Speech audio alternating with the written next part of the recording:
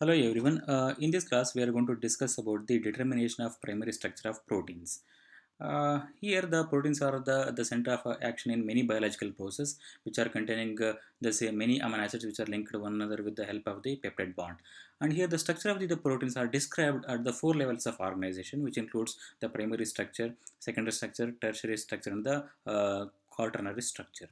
And here the primary structure of proteins is nothing but the series of amino acids which are linked to one another with the help of the peptide bond, and it is called as the primary structure of the proteins.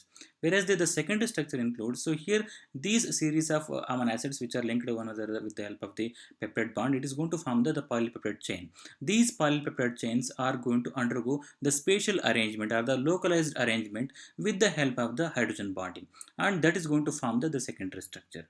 And what about the tertiary structure means? So here the tertiary structure means it is the three-dimensional structure of the entire polypeptide chain. And here in this case, so here this tertiary structure is stabilized by the many interactions such as the electrostatic interaction, van der Waals interaction, the many non-covalent interaction, the hydrophobic interactions, and also the hydrogen bonding. So here with all those interactions, we can it is going to form the three-dimensional structure. The polypeptide chains, it is going to form the three-dimensional structure, and that is going to called as the tertiary structure. Whereas the quaternary structure, which includes nothing but the many protein there, it will be having the two or more polypeptide chains. All those polypeptide chains are going to link interact one another with the help of the non-covalent interaction, and here it is going to forms the quaternary structure. And here in this subject, we are going to understanding the how we are going to determining the primary structure of proteins, and we need to understand the importance of proteins primary structure, and it is acts as the prerequisite information for X-ray, NMR, and the NMR studies of the protein structure. At the same time, the sequence, it is also helpful in the sequence comparison between the homologous proteins. And here, apart from that one, it is also helpful in diagnosis of genetic inherited diseases. In addition to that one, so here the primary structure of the with the help of the primary structure of the proteins, we can able to determine we can able to study the or we can able to predict the structure of the proteins by using the some softwares also, or the bioinformatics softwares. This is the importance for which we need to understand the or we need to determine the primary structure of proteins. And here this primary structure of determination of the primary structure of proteins, it is saying that the three conceptual parts. The first part is the prepare the protein for sequencing, whereas the second step is the sequence the polypeptide chains, and the third step is organize the completed structure. Okay, so here in the first part, which is nothing but the prepare the protein for sequencing, and here in this one, so here before the sequencing, we need to prepare the protein for sequencing. So here it is the preparatory step, and here under this one, the first step is we need to determine the number of different polypeptide chains which are present in the proteins, because the proteins, they will be having the many number of proteins. It might be having the two polypeptide chains, or the four polypeptide chains, and here in this case we need to determine the number of different polypeptide chains in the proteins in the first step.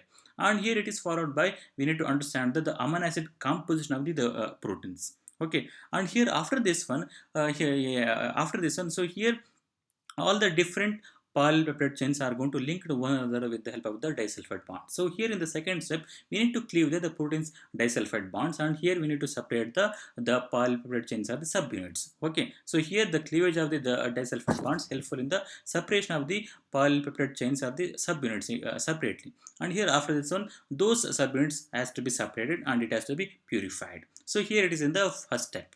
Okay, and in the second step, which is nothing but the sequence the polypeptide chains. Okay, here under this one, so here we cannot able to sequence the entire polypeptide chains, because the size of the each polypeptide chains will be huge. So here we cannot able to sequence it directly. So here for this purpose, the individual subunit has to be fragmented with the help of the different proteolytic enzymes. So here it is going to create the small fragments, so which can be sequenced directly. Okay, so here in this case what you are going to do is, so here each individual subunits are polypeptide chains are going to be fragmented into small with the help of the different polypeptide different proteolytic enzymes, and those fragments are separated, and here they are going to be sequenced directly.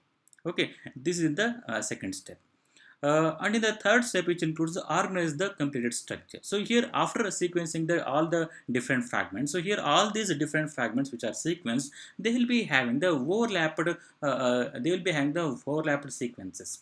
Okay, so here with the help of the overlapped sequences, so here we are going to align all these sequence of the fragments, and here at the end we can able to deduce the amino acid sequence of the entire polypeptide chains. So here in this step we are going to align the sequence of different fragments because they are having the overlapping sequence, and we can able to deduce the entire amino acid sequence of the polypeptide chains. Okay, at the last step, so here we are going to elucidate the position of the disulfide bonds which are present in the subunits. So here by this way we are going to determine the primary structure of the proteins. So here now we are going to study about all these aspects in detail. And here this what as I explained earlier. So here we need to determine the number of polypeptide chains in the proteins, and here we are going to separate it and purify it with the by cleaving the disulfide bonds. And at the same time we are going to determine the amino acid composition of the proteins.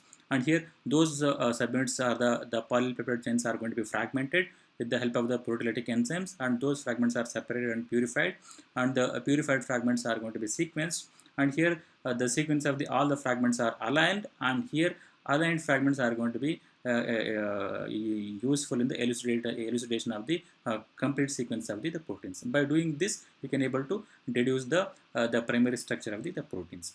Okay, so here under this one, the first step, which includes the end group analysis, are nothing but here we need to determine how many different types of subunits are there. How we are going to identify means, so here by the identification of the N-terminal or the C-terminal amino acid residue in the polypeptide chain, we can able to identify the number of different type of subunits, because all the amino acids which are present in the protein, so here their amino group and the carboxyl group are already involved in the formation of the peptide bond, whereas only the N-terminal amino acid residue and the C-terminal amino acid residue, they will be having the free amino group and the free carboxyl group respectively. So here we are going to we can able to identify these free N-terminal and the C-terminal amino acid residue over here. And here by identifying these end groups, we can establish the number of chemically distinct polypeptides in the proteins. And here under this one, so here which in the first method is identification of the N-terminal amino acid residue. So here this one we can able to do with the help of the several methods, which includes the Sanger's method, Dancel chloride method, Edmonds method. And here we are going to discuss about the Sanger's method and the Dancel chloride method, whereas the Edmonds method, it is also helpful in the sequencing also. Okay, so here under the Sanger's method, so here the Sanger's reagent is nothing but the 1,4,2,4-dinitrobenzene. So here this FDNB or the 1,4,2,4-dinitrobenzene reacts with the free amino group of the N-terminal residue under the alkaline condition. And here further, after the acid treatment, by providing the 6 molar HCl at 105 degrees Celsius for 24 hours, it results in the complete hydrolysis of the proteins into the free amino acids, and going to release the free alpha N DNP amino acid residue. This alpha N DNP amino acid residue, it can be identified with the help of the HPLC or thin layer chromatography or the paper chromatography. Okay, so here in this case we can able to see here the FDNB, it is going to react with the free amino group which is present at the N-terminal end and under the alkaline condition. Okay, and here it is going to comes and bind to it and going to form the DNP of the amino acid residue. And here after the acid treatment, it is going to result into the complete hydrolysis of the proteins into the free amino acids. These are the free amino acids, whereas the N-terminal amino acid, it will be still binded with the FDNB. So here this moiety or this molecule, it can be identified with the help of the HPLC or the thin layer chromatography. And here in this case we need to remember one more thing in this case is, so here some of the amino acids such as asparagine and the glutamine, in their side chain also they will be having the amino group. Okay, so here in such case the FDNB also bind to the side chain amino group of those two amino acids, asparagine and the glutamine, and going to form the DNP of the those amino acids. But here chromatographically we can able to distinguish those amino acids which are binded to the in their side chain when compared to this one, because In this case, the FDNBT is binded to the alpha amino group, but in that case, the FDNBT is binded to the amino group which is present in the side chain. So here which can be distinguished chromatographically. Okay, so here all these amino acids which are binded to the all these amino acids which can be identified chromatographically by using the standard markers in the chromatographic technique.